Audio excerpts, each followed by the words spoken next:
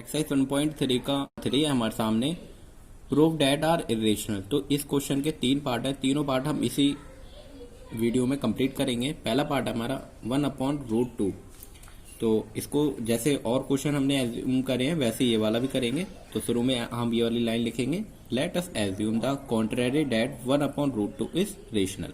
तो हमें ये जरूर मानना पड़ेगा कि ये रेशनल नंबर है। अब रेशनल नंबर क्या होते हैं? P/Q की फॉर्म में होते हैं। तो हम क्या लिखेंगे? 1/√2 इक्वल टू 1/A/B। और A and B are coprime. ये नंबर क्या होते हैं? कोप्राइम। कोप्राइम क्या होते हैं? जिनका HCF 1 आता है। ठीक है, तो 1/Q की P/Q की फॉर्म में लिख दिया। अब ये क्रॉस में क्या हो जाता है? जहां इक्वल टू का साइन होता है वो आपस में मल्टीप्लाई हो जाते हैं क्रॉस में। तो B यहां पर रहेगा और A√2 के साथ मल्टीप्लाई हो जाएगा। ठीक है, तो हमारा क्या जाएगा? A√2। अब A यहां पर मल्टीप्लाई में तो क्या आ जाएगा? B/A√2। ठीक है, अब यहां पर देखना हमें, ये B/A तो P/Q की फॉर्म में आ रहा है और √2 हमने पहले क्वेश्चन में प्रूफ कराया कि √2 एक इरेशनल नंबर है। ठीक है, तो हम यहां पर लिखेंगे B/A is in the form of P/Q, it is rational. तो ये रेशनल नंबर होता है, तो ये तो रेशनल है।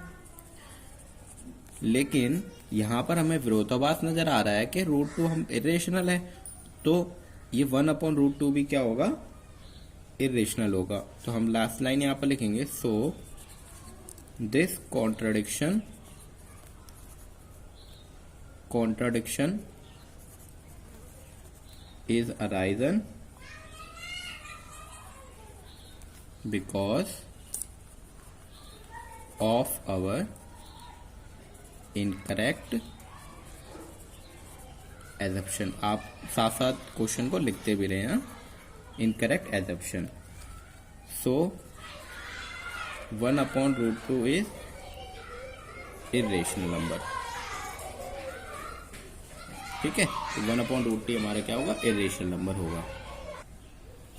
तो इसके बाद हमारा सेकंड पार्ट है 7√5। तो बाकी क्वेश्चन जैसे करें वैसे इसको भी करना है। शुरू में लाइन लिखनी है हमें, let us assume the contrary that is 7√5 is rational. तो हमने इसको √5 मान लिया रेशनल। तो जब इसको रेशनल माना तो हम किस फॉर्म में लिखेंगे इसको? P/Q की फॉर्म में। तो हमने क्या लिख दिया? A/B मान लिया। और A/B क्या है? कोप्राइम नंबर से। ठीक है,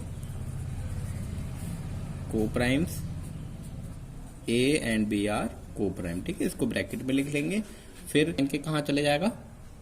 डिवाइड में चला जाएगा। ठीक है, √5 इज इक्वल टू A/7B आ गया। ठीक है, अब यहां पर भी आप देख सकते हैं कि ये P/Q के फॉर्म में है, तो ये रेशनल नंबर है। लेकिन √5 हमने पहले वाला क्वेश्चन में करा, ये इरेशनल नंबर है। तो यहां पर हमारा विरोधाभास हो रहा है कि जो हमने एज्यूम करा है वो गलत माना गया है।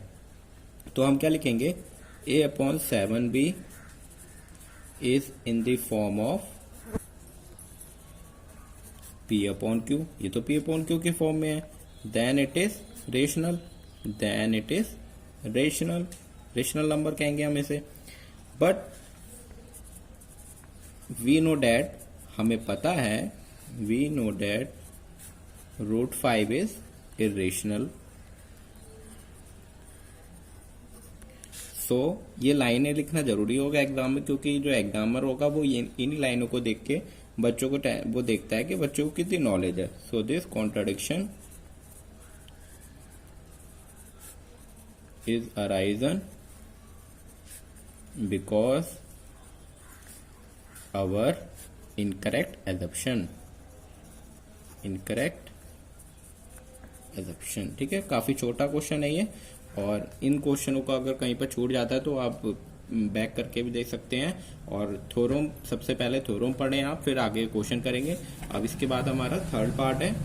थर्ड पार्ट हमारा है 6+√5। तो ये भी वैसे ही होगा। 6+√5 को भी वही लाइन हम लिखेंगे, let us assume the contrary. Let us assume the contrary that 6+√5 is rational। ये रेशनल नंबर हमने इसको मान लिया। अब जब मान लिया तो हम किसकी फॉर्म में लिखेंगे इसको, P अपॉन Q की फॉर्म में लिखेंगे, A अपॉन B की फॉर्म में लिख लिया। और जहां पर A अपॉन B क्या है, को प्राइम है, A एंड B आर को प्राइम नंबर, इसको हर क्वेश्चन में हमें लिखना पड़ेगा। अब यहाँ पर 6 प्लस का है तो इधर जाके कहाँ क्या हो जाएगा, माइनस का, तो A अपॉन B माइनस 6, ठीक है। अब यहाँ पर B अकेला रह गया तो यहाँ पर एलसीएम निकालेंगे, B एलसीएम ले लिया तो 1 से डिनोमिनेटर को मल्टीप्लाई करके वही लाएंगे तो ऊपर वाले को भी क्या आ जाएगा, A। यहाँ पर जिनको समझ में नहीं आया है वो देखिए, यहाँ पर जैसे जो डिनोमिनेटर है यहाँ पर 1 मान लिया हमने, डिनोमिनेटर को कितने से मल्टीप्लाई करें कि B आए, ठीक है। तो हम B से मल्टीप्लाई करेंगे तभी तो आएगा, तो उसी नंबर की हम ऊपर वाले से मल्टीप्लाई करेंगे। जब उस नंबर की हम ऊपर वाले से मल्टीप्लाई करेंगे तो वो हम ऊपर यहाँ पर लिखेंगे तो 6B आ जाएगा, ठीक है, 6B। तो ये हो गया हमारा √5 इज इक्वल टू 6B। अब जो ये क्वेश्चन है, ये हमारा जो ये वाला पार्ट है, ये हमारा रेशनल नंबर है क्योंकि ये A अपॉन B यानी कि P अपॉन Q की फॉर्म में आ रहा है। लेकिन यहाँ पर कॉन्ट्राडिक्शन ये हो रहा है कि √5 हमारा इरेशनल हमने पहले प्रूव करा है, बस तो यही वाली लाइन हम यहाँ पर लिखेंगे। तो A minus 6B upon B is in the form of P upon Q, then it is rational, but we know that आप साथ साथ लिखते भी रहें, we know that irrational, और लास्ट में वही लाइन हमारी आ जाएगी, so this contradiction arises because our